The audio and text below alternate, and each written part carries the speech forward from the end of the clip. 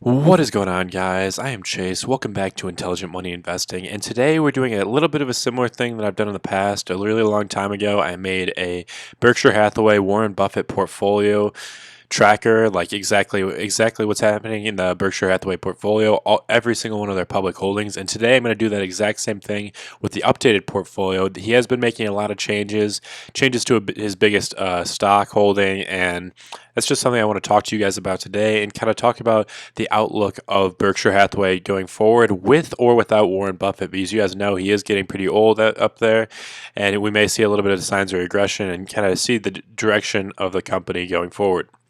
So before we do that, I want to ask you guys if you could please drop a like on this video. It really helps out the channel so much, more than you guys could know. I pretty much study analytics a lot of the time when I'm bored, and there's a huge correlation between likes and when videos get pushed by YouTube. And also hit that subscribe button if you haven't already. We got a lot of viewers who come, watch all the videos and haven't subscribed yet, so just give it a try if you have not already. Now let's get in this video. So first thing I want to talk about to you guys is the direction of this company, because Warren Buffett is getting really old. I believe he might be in his 80s now. I'm actually just going to Google it. Warren Buffett age. He is 80. Oh, he is 87 now, so that's pretty old. And we know that he's been kind of molding people, like and training people to come up behind him and to kind of take over more of the portfolio. There is 3 people who control money and investments right now in the company. We know it's Warren Buffett and then two others who are controlling investments right now. And I believe that number will expand. But when Buffett eventually leaves the company, I do think that it's not going to have as big of an impact as people think, and it might actually provide a buying opportunity.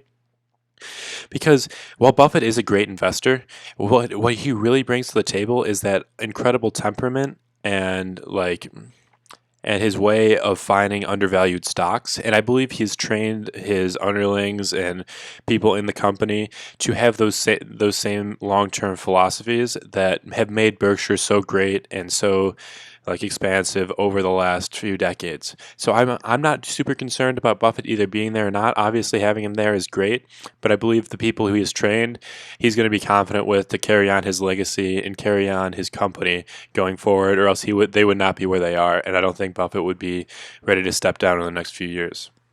So let's start going through these holdings. So the number one holding, I did not mean to click off of that. Okay, let's get back to this. What the heck? All right, here we are.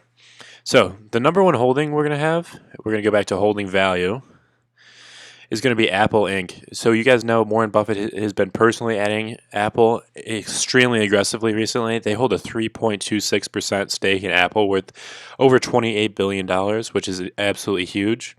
So that's one he's been adding, and it's one worth looking at now. It's been a little bit down lately, but still a very high-priced stock. We know it's the highest market cap company in the world. Wells Fargo is next at about $24 billion. Then after that, $20 billion in Bank of America. We know Warren Buffett was huge in buying in when the banks were getting crushed near the recession due to all of the real estate crisis. So he really helped them out and took large stakes in both of those companies. The next one's going to be Kraft Heinz at $20 billion. He has a 27% stake in that company about. Coca-Cola, he owns about 9.4% of at a valuation of $17.5 billion. American Express owns about $14 billion of American Express with a 17.6% stake. Phillips 66, about $4.68 billion worth of that. U.S. Bancorp, $4.4 billion. Moody's Corp, $4 billion. Bank of New York, Mellon Corp, about a little bit over $3 billion. He owns 2.89% of Goldman Sachs Group at $2.7 billion, almost 2.8. That is one of the stocks that I have recently gotten into. I think it's going to thrive on that volatility, and knowing Buffett has them in the Berkshire Hathaway portfolio is definitely a good sign, because pretty much it's just like a stamp of approval for many companies when you see them in that portfolio. Next is Delta Airlines. He owns 7.5% of that at about $2.7 billion. Charter Communications, $2.6 billion. Southwest Airlines, $2.6 billion too. We know Buffett also made a big play on airlines a few years ago. DaVita Inc., $2.4 billion. American Airlines, $2.15 billion. General Motors Company, he owns 3.6% of that for $1.9 billion in valuation. We don't exactly know what he got in it on these companies at, but most of these companies he's going to be up on. United Continental Holdings, $1.9 billion for about 10% of that company. Sirius XM Group, $1.87 billion. Verizon Group, Verizon Inc., 1.6 billion. USG Corporation, 1.5 billion. Monsanto Company, 1.45 billion. Visa Inc., he owns 0.5% of Visa for 1.28 billion. M&T Bank Corporation, $1 billion. And now we're getting into the smaller positions, the ones that aren't even $1 billion, which is just absolutely insane to think about. Sirius XM Holdings, 868 million about. MasterCard Inc., 865 million. Costco, 807 million for about 1% of that company. Axalta Coating Systems Limited, 751 million.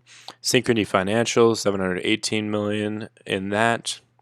Liberty Global PLC, Class A ordinary shares, 645 million.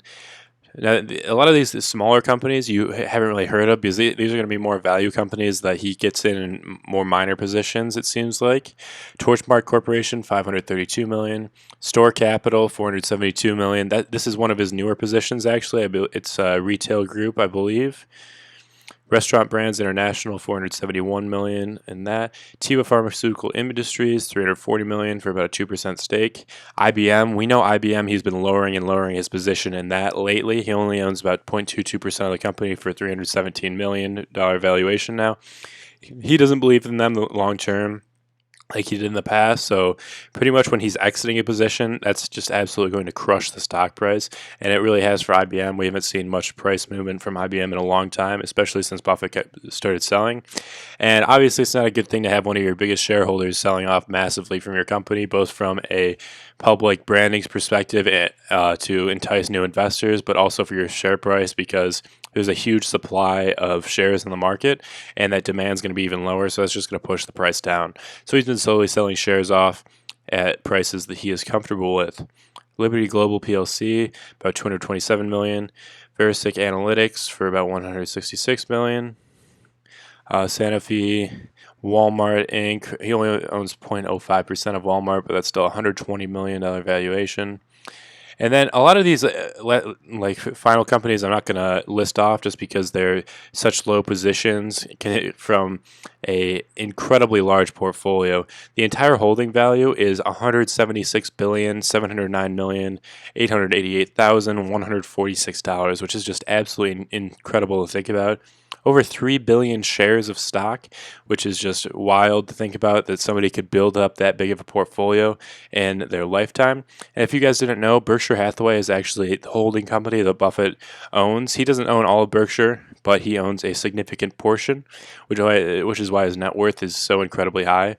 But if you guys noticed, Berkshire Hathaway's total market value is much higher than this $176 billion valuation because this is only their public holdings. If you guys were interested, I'd be more than happy to make a video talking about their non-public holdings, because these are the shares of companies that are held publicly and have a market valuation, which is why they're able to be added up so much.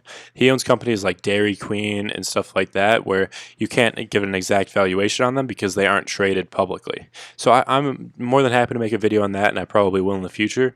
But that's what I've got for you guys today. Just kind of gives you the scope of what you can think about when it comes to Warren Buffett and what he's built over his years. And a lot of this growth has come in the later years because his wealth building has really been an exponential growth chart. And I'll probably make a video on that too, just showing the power of compound growth. And it really allows him to become such a rich man. And I don't think it was until his like 40s where he was even in like the $100 million range. And now in his 80s, he's in tens and tens of billions. So that's what we've got for you guys today. Please remember to drop a like on this video. Subscribe if you haven't already. If you want to download Robinhood, there's a link down there that gets us both a free stock. And also hop in our Discord chat. There's definitely a great community there. We got about over 20 people on here that are pretty active. Definitely daily conversations on there about the stock market, investing, entrepreneurship, and I'd love to see you guys in there. So thanks to you guys for watching, and I'll see you in the next video.